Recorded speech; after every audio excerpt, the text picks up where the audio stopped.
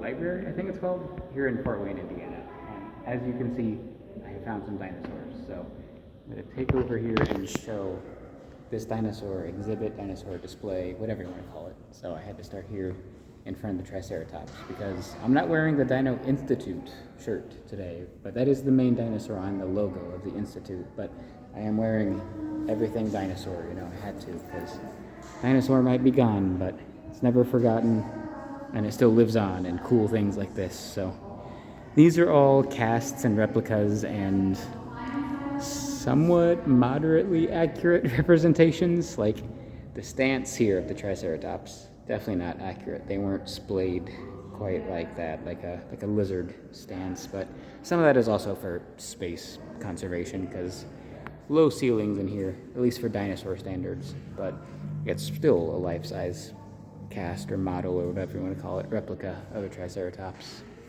They have some facts there about it. I'm not going to stop and show every plaque and every fact, but one of the main focuses of this exhibit is this Triceratops. And like the tails didn't drag on the ground like this, they're more upright, but that's also to save space and so nobody like smacks their head on it or whatever. But a lot of cool displays throughout.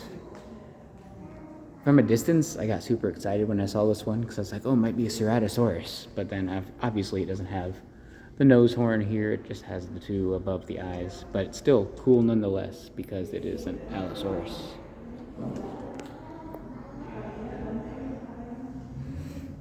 And there's a Deinonychus here, which way back in the day, I believe it was middle school, I didn't know it was fan fiction at the time, but I wrote a fan fiction sequel to the Jurassic Park novel, and instead of velociraptors, I used Deinonychus. So seeing a representation here of Deinonychus was pretty cool. As a kid, I felt special. I'm like, oh, I can say Deinonychus. I know how to pronounce it. So I think that's why I included it instead of a velociraptor. They have the Edmontosaurus here too, which is cool. I saw from a distance, and that's one of the first I remember learning about as a kid. So seeing the Edmontosaurus here was pretty cool. And there is some dinosaur attraction and movie representation here. We have something about the Iguanodon. No cast or replica or models or anything, sadly, but still some information about our dino. I was hoping maybe one of these footprints would be from the not Deinonychus, but from the Iguanodon, and obviously not, because there's no thumb spike on any of these, so clearly not Iguanodon, but still cool.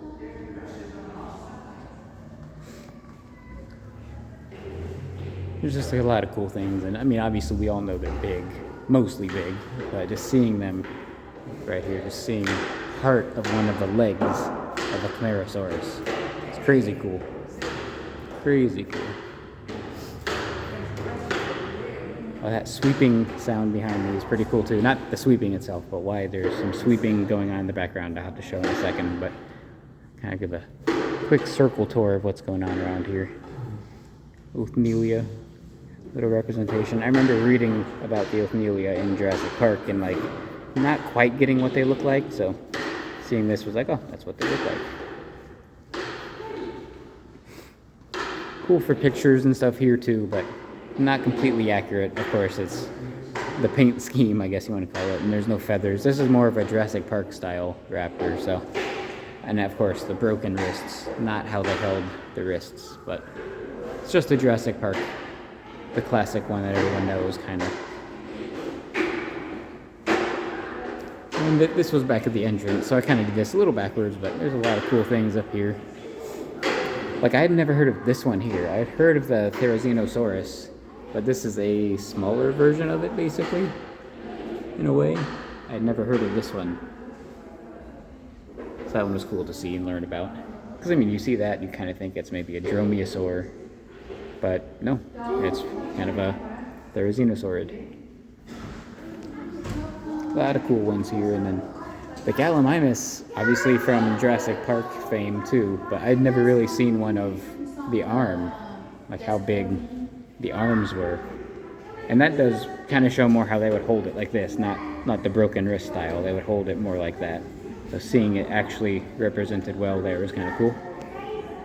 And then more Allosaurus. We had the skull earlier. You have the arm here of the Allosaurus. Just how big the claws were. I mean, that's the size of your head. And I mean, it's bigger than my hand, obviously, but like, the size is cool. Very cool. Now this one, definitely obviously not accurate, but that is for a reason. I'll kind of go around the side of it here and show you. Like the tail, obviously wrapping around the back, not accurate, but like I said, there's a reason for that. And just the way it looks, a little more blocky and chunky. But that is because this was used for, that childhood movie, Night at the Museum. Now, this wasn't used in the film. This was used for, it's like an advertised movie, promotions. But that explains why I was like, oh yeah, it looks like the one from Night at the Museum. So, cool to see. And also, the tail is not accurate because that's kind of how it acted in the movie. But also, it's just to save space, because if you had this long tail just dragging and sticking out here, wouldn't work out. So.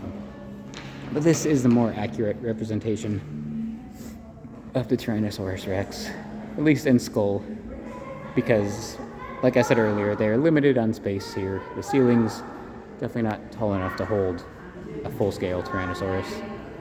But there we go. It had to have a skull of a Tyrannosaurus, and that's more of the Jurassic Park-ish representation there. They didn't quite stand upright like that, so not 100% accurate. It's still cool nonetheless.